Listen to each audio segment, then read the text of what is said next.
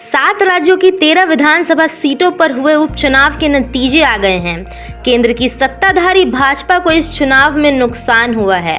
वहीं विपक्षी गठबंधन को 13 में से 10 सीटों पर जीत मिली है। विपक्षी पार्टियों में सबसे ज्यादा फायदा टीएमसी और कांग्रेस को हुआ है। हिमाचल प्रदेश में मुख्यमंत्री सुखविंदर सिंह सुक्खू की पत्नी कमलेश ठाकुर भी चुनाव जीतने में सफल रही हैं।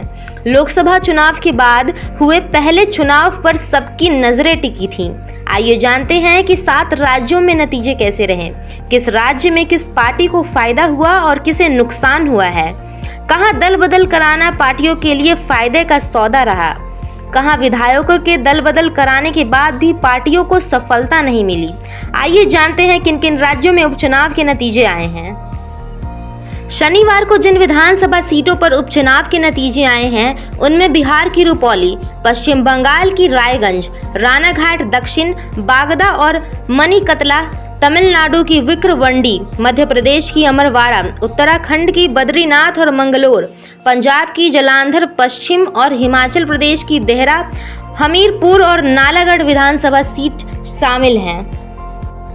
जिन सीटों पर उपचुनाव कराया गया था, पिछली बार इनमें से भाजपा और निर्दलीय उम्मीदवारों ने सबसे अधिक 3-3 सीटें जीती थीं।